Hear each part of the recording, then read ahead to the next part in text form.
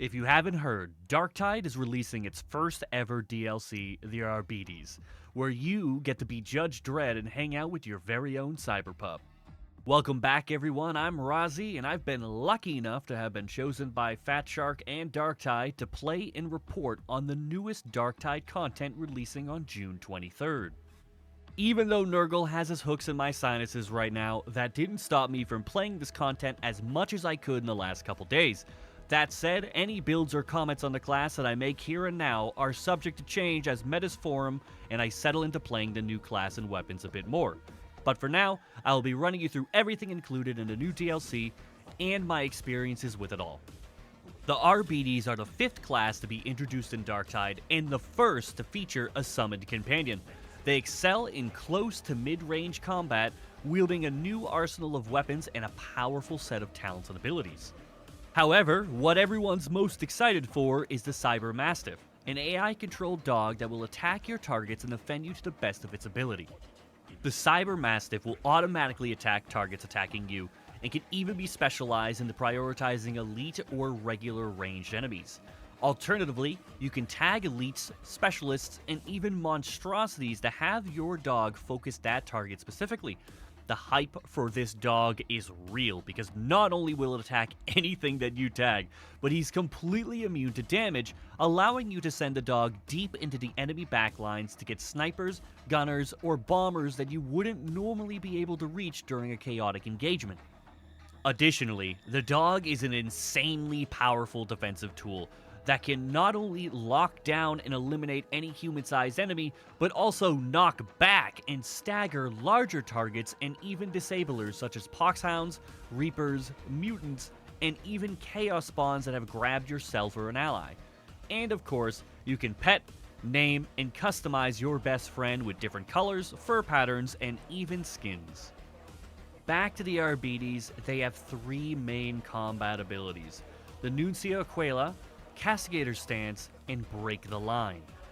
Nuncio Aquila quickly replenishes toughness and debuffs enemies in its radius. I didn't enjoy this one as much as the other two because I dislike standing still in a game where I'm constantly required to reposition, especially since Shout Veterans and Pre-Zealots are so popular in the current meta. For the second ability, we have the Castigator's Stance, which grants you high move speed and reduced damage taken. This seemed really powerful and was the first one I actually tried, but I didn't enjoy it since it doesn't allow you to sprint for its duration. However, I think this is absolutely playable in the right team comps and even has powerful modifiers in the Mortis Trials game mode.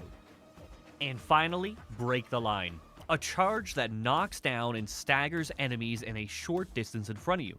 I really enjoyed playing this one, as it can go through almost any enemy, providing Ogryn-like mobility and crowd control in rough situations. Because of its short cooldown, you can also use it as a repositioning tool without fear of wasting it on cooldown, which I really enjoyed for those tough moments.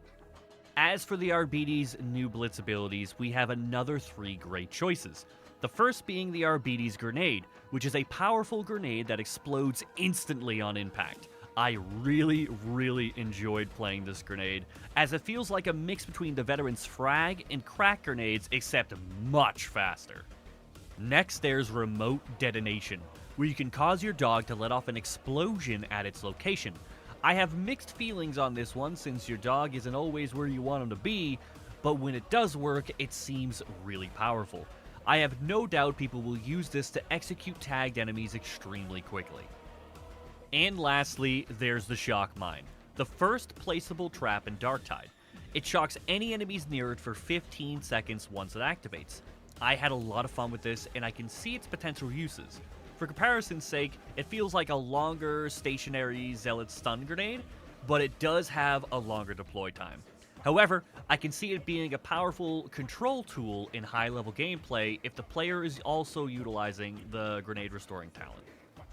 Like the other classes, the Arbites also have 3 passive talents to choose from, and unlike other classes, they also get a passive Keystone talent for the Cyber-Mastiff as well.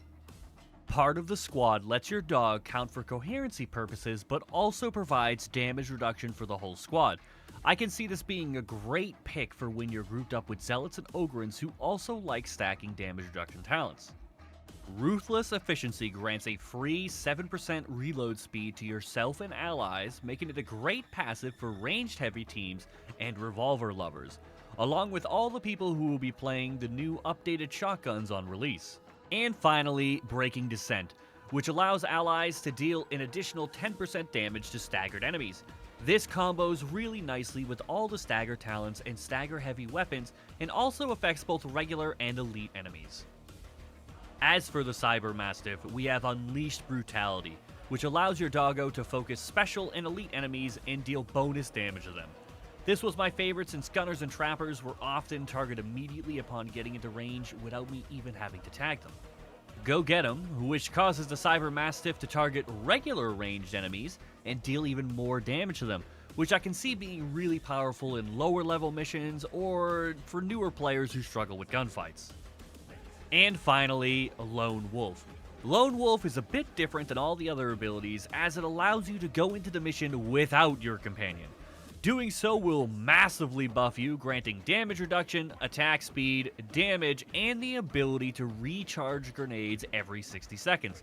I use this talent a lot, and I think the recharging grenades are a game changer, but I'll need to test this more to see if it outweighs the benefit of having the dog around to kill elites for you. Either way, I think all three of these talents are playable depending entirely on your playstyle and individual needs. Speaking of keystone talents, the Arbites have those too, starting with Execution Order, which highlights elites in specials near you and grants you toughness restoration, attack speed, and damage after killing one. This is my favorite of the three keystones, because unlike the similar Psyker ability, this marks dozens of enemies at the same time and extremely quickly, and even marks enemies far away that are behind cover so you won't be caught off guard by snipers or tox bombers. Terminus Warrant, which grants bonuses to melee after a ranged attack and bonuses to ranged after a melee attack. Similar to the Veteran's melee keystone, this provides benefits for swapping constantly between your weapons. Though powerful, I think the flat damage increase of the Execution Order might be a bit better since you're not forced to swap weapons constantly, especially since on higher difficulties you have so many elites and specialists to kill. And last but not least, Forceful, which increases your impact and damage resistance each time you stagger or block an attack. This is another powerful talent that helps us live that tank fantasy, while also providing incredibly strong crowd control in the form of staggering hordes of enemies with ease. Additionally, it has a lot of follow-up talents that increase damage and cleave once you reach enough stacks. Now, I won't bore you with going over every single basic talent on the tree, but if you're interested in reading them early, you can pause the video here for a look. Generally speaking, the top half of the tree is toughness related, the middle is mostly damage reduction, and the bottom is where damage and playstyle comes into play. Again, generally speaking, the left side of the tree is mostly damage focused with many talents that buff your dog. The middle is mostly ranged talents, but they did do a great job of leaving them open-ended for melee builds to utilize too. And the right tree seems like a frontline tanky focus build, with many talents buffing or rewarding you for staggering enemies, which is easy to do when all of your weapons are hammers. Speaking of weapons, the last of the new content from the DLC are 4 brand new weapons exclusive to the Arbites class. The Arbites shotgun is an extremely devastating new shotgun that feels like the combat shotgun and the double barrel had a baby. It has impressively high top end damage along with high cleave and stagger, and comes with 2 versions. A short range horizontal horde clearing one with a special attack that can electrocute enemies, and a longer range, dare I say, single target version that reminds me a bit of the revolver. It has a special attack that applies brittleness to targets hit. At first, I didn't like it due to the high recoil, but the more that I played this weapon, the better it felt.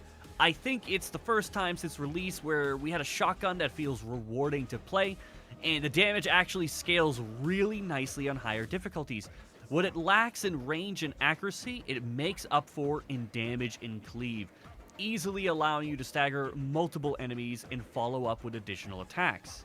The Arbites Shot Pistol and Riot Shield, Darktide's first ever defensive ranged weapon. allowing you to aim down sights while blocking incoming attacks.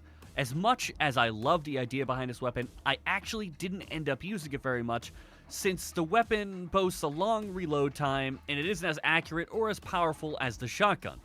I think it's absolutely playable, especially to people who might struggle with incoming fire, but experienced players might lean more towards using the Arbites shotgun or revolver or even the infantry autogun. The Arbites Shock Maul. This is almost identical to the Shock Maul already in the game. No notes. As far as I can tell, it has a slightly higher damage output and slightly higher stagger, along with an attack string that I enjoy a bit more than the original. Its special attack is just a regular attack that can stun electrified enemies, which make it great for comboing with your other abilities or other Arbites. Finally, we have the weapon everyone is most excited for. The Arbites Shock Maul and Suppression Shield. Solidifying the Ogryn-like gameplay, this weapon has powerful stagger and an extremely easy-to-use weapon chain. Its heavy-light combo provides wonderful horde control, and its overhead swings allow you to easily stagger and dispatch higher priority targets, such as maulers or crushers. I felt more rewarded for blocking gunfire with this shield than I do even with the Ogryns, because for whatever reason, it seems to barely expend any stamina at all. This weapon felt like an absolute blast to play and was my weapon of choice for all of my recordings. I know it goes without saying, but the Arbites class also has new cosmetics to buy and unlock as you play. The in-game store and penances provide multiple cosmetics, but the real appeal is the Deluxe Edition cosmetics, letting you rock a fur mantle and a cape into battle wherever you go. Personally, I like running the deluxe armor with the helmet from the store to make something unique and strong looking, but that's just me. Hopefully this video brought you some insight into the new class and answered any questions you may have. What are you most excited for in the update? Let me know in the comments below, and don't forget, I'm live on Twitch Monday to Friday every week. If you're looking for people to play with as well, our Discord is active and filled with Warhammer fanatics too. Links in the description below. Thanks for watching, and I'll see you all on the 23rd.